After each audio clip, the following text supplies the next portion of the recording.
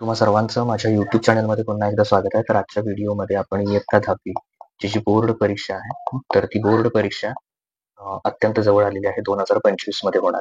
तर त्याच्या दृष्टीने आपण आपल्या चॅनलवर काही सराव प्रश्नपत्रिका मागच्या व्हिडिओपासून सुरू केले होते. या व्हिडिओमध्ये आपण गणित भाग 2 ची जी सराव प्रश्नपत्रिका आहे, दुसरी सराव प्रश्नपत्रिका ती तुमच्याशी शेअर करतो. याच्या आधी आपण चॅनलवर सराव प्रश्नपत्रिका सगळ्या विषयाच्या एक झाल्या होत्या आणि दुसऱ्या पण आपण सुरू केल्या. तर त्या सगळ्या प्रश्नपत्रिकांची लिंक खाली डिस्क्रिप्शन मध्ये आहे. तिथे जाऊन तुम्ही आधीच्या सगळ्या सराव प्रश्नपत्रिका बघू शकता. ओके, तर प्रश्न क्रमांक 1 आहे गणित भाग 2 मध्ये 39 गुणांची प्रश्नपत्रिका आणि जसा बोर्डाचा पॅटर्न आहे तशी ही सराव प्रश्नपत्रिका आहे. प्रश्न क्रमांक 1 दिलेल्या पर्यायापैकी योग्य पर्याय निवडून त्याचं वर्णाक्षर लिहा. योग्य पर्याय निवडायचा आणि कुठला पर्याय आहे तो लिहायचा त्याच्यातला. आता इथे बघा, एका चौरसाचा कर्ण 10 वर्गमुळात 2 सेंटीमीटर असल्यास त्याची परिमिती किती ते शोधून काढायचं.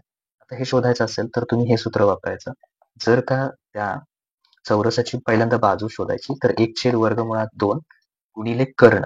कर्ण किती आहे तर 10 वर्गमुळात 2 हे सूत्र वापरायचं. म्हणजे चौरसाच्या कर्ण त्याला गुणायचं 1/वर्गमुळात 2. तर वर्गमुळात 2 ला वर्गमुळात 2 जाईल, म्हणजे बाजू किती येईल 10 सेंटीमीटर. पण काय शोधायचं आहे आपल्याला परिमिती. तर परिमिती बरोबर काय असतं 4 गुणिले बाजू. मग 4 गुणिले बाजू किती आलेली 10. 10 चोक किती येणार 40 सेंटीमीटर. तर त्याच्यासाठी पर्याय डी बरोबर आहे 40 सेंटीमीटर. ओके, त्यातला दुसरा आता इथे म्हणजे पहिल्यांदा हा पर्याय आला, पर्याय डी. त्रिकोण ए बी सी व पी क्यू आर मध्ये ए बी छेद पी क्यू बरोबर 7/5 आहे. तर आता बघा 7/5 मध्ये मोठा कोण आहे 7. 7 कुणाचं गुणोत्तर आहे एबीचं. एबी कुठल्या त्रिकोणामध्ये एबीसी. थोडक्यात एबी बाजू मोठी आहे म्हणजे एबीसी हा त्रिकोण काय असेल मोठा असेल. एबी मोठा आहे 7 त्याचं गुणोत्तर, त्यामुळे पहिला त्रिकोण काय होणार त्रिकोण एबीसी हा मोठा येणार. त्यामुळे याचा पर्याय कुठला येणार पर्याय ए. त्रिकोण एबीसी मोठा असेल हे त्याचं उत्तर येणार. ओके, आता बघा इथे तळाची त्रिज्या जस्ट मिनिट तळाची त्रिज्या 7 सेंटीमीटर व उंची 24 सेंटीमीटर असल्यास शंकूचं वक्र पृष्ठफळ आहे ते शोधून काढायचं. शंकूच्या वक्र पृष्ठफळाचं सूत्र वापरा आणि यातील योग्य पर्याय कुठला ते तिथं लिहायचं. त्याच्यानंतर खालीलपैकी हा बिंदू एक्स अक्षाच्या आरंभ बिंदूच्या उजवीकडे आहे. कुठला बिंदू आरंभ बिंदूच्या एक्स अक्ष आहे, एक्स अक्षावर असणारा. वाय अक्षामुळे इकडे होते ती डावी बाजू आणि इकडे होते ती उजवी बाजू. उजवी बाजू. तर कुठला बिंदू हा त्या ठिकाणी काय असणार आहे उजवीकडे असणार आहे. एक्स अक्षावर आरंभ बिंदूच्या उजवीकडे. तर यातला कुठला येणार सांगा 0-2 म्हटल्यावर तो येणार नाही. वाय अक्षावर 2-3 उजवी बाजू म्हणजे धनसंख्या इथं कुठेतरी असणार आहे तो उजव्या बाजूकडे. म्हणजे एक्स अक्षावरचा जस्ट त्या सगळ्या एक्स अक्षावरचा 2 वाय अक्षावरचा 3. तर इथं तो बिंदू उजवीकडे असणार आहे.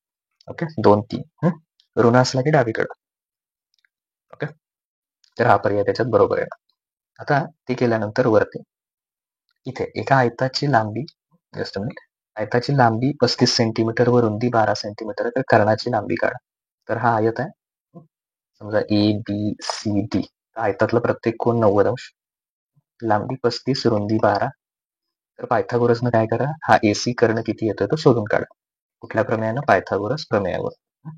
अंतर शोधून काढायचं. अंतर कसं शोधणार अंतर बरोबर y2 वजा अंतर जस्ट मिनिट अंतरासाठी हे वापरायचं सूत्र वर्गमुळात x2 वजा x1 चा वर्ग अधिक पुढे वर्गमूळ कंटिन्यू y2 वजा y1 चा वर्ग वर्गमूळ चिन्हामध्ये. तर हे सूत्र वापरून अंतर काढा. आता टॅन थिटा वरनं पहिल्यांदा सेक थिटा काढा. सूत्र वापरून 1 अधिक टॅन वर्ग थिटा बरोबर सेक वर्ग थिटा. 1 गुणांसाठी तुम्हाला फक्त सेक थिटा विचारतील. 2 गुण असेल तर मग कॉस थिटा पण विचारतील. ओके, त्याच्यानंतर पुढे आता पुढे 2 अंतरस्पर्शी वर्तुळांच्या त्रिज्या अनुक्रमे 3.5 व 4.8 सेंटीमीटर आहेत. 3.5 व 8 सेंटीमीटर आहेत. तर त्यांच्या केंद्रातील अंतर काढा. अंतरस्पर्शी असेल तर वजाबाकी करा. म्हणजे 4.8 वजा 3.5 किती येते ते कमेंट सेक्शन मध्ये सांगा. ओके, आता ही किंमत शोधून काढण्यासाठी किंवा ही कृती पूर्ण करायची एबी छेद पी क्यू साठी. तर याचा उपयोग इथे करायचा. ओके, आता त्याच्यानंतर इथे आकृतीमध्ये पी क्यू आर हा अर्धवर्तुळ कोन पी क्यू आर हा अर्धवर्तुळ पी क्यू आर मध्ये अंतर्लिखित झाला आहे. पी क्यू आरचं माप काढण्यासाठी पुढील कृती ही पूर्ण करायची. ओके, ही कृती पूर्ण करून ओके तुम्ही ह्या कृतीमध्ये योग्य किमती भरायच्या. त्याच्यानंतर त्रिकोण ए बी सी मध्ये कोण सी हा लघुकोण आहे तर हे सिद्ध करायचं. दिलेल्या किमतीमध्ये ही कृती त्यासाठी पूर्ण करायची 2 गुणांसाठी पर्यंत. यातल्या योग्य चौकटी भरा, तुम्हाला 4 चौकटीचे 2 गुण मिळून जाते. आता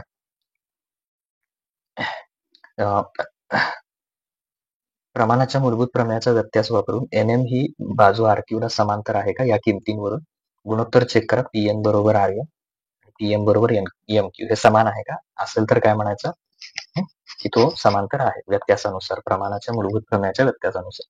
आता चक्रीय चौकोनामध्ये R आणि N दिला, तर R आणि N यांची माप किती आहेत ती शोधून काढायची.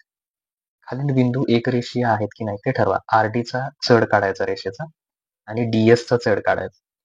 दोन्ही जर समान आले तर एकरेषीय म्हणायचं, नाही आले तर एकरेषीय नाहीये.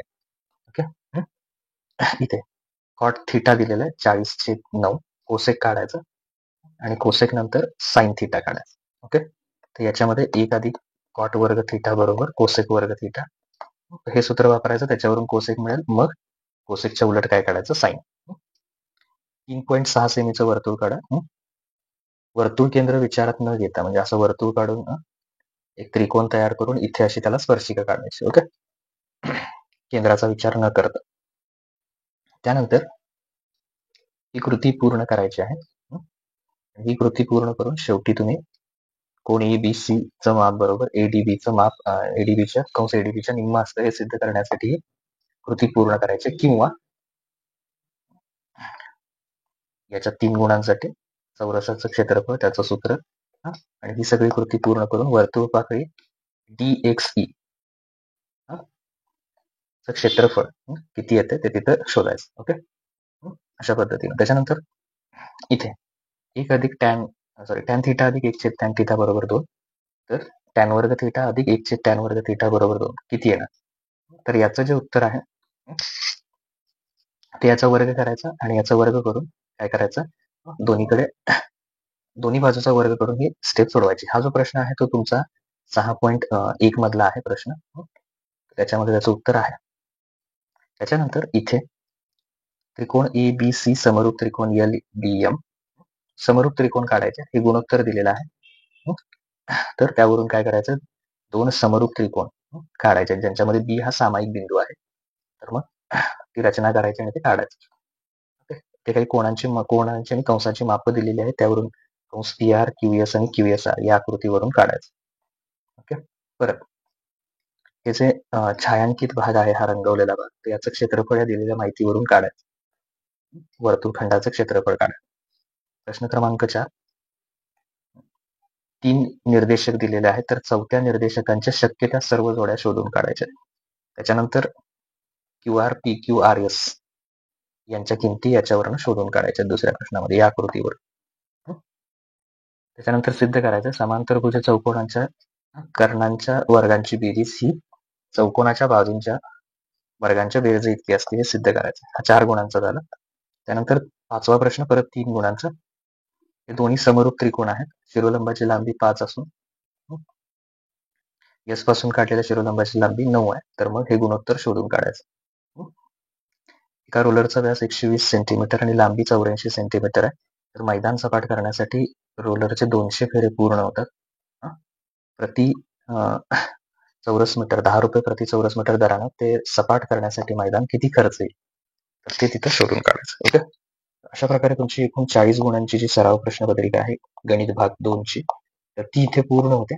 इतर विषयाच्या सुद्धा आपण केलेल्या आहेत सराव प्रश्नपत्रिका, त्याची लिंक खाली डिस्क्रिप्शन मध्ये आहे, तिथे जाऊन तुम्ही ते बघू शकता. Okay, thank you.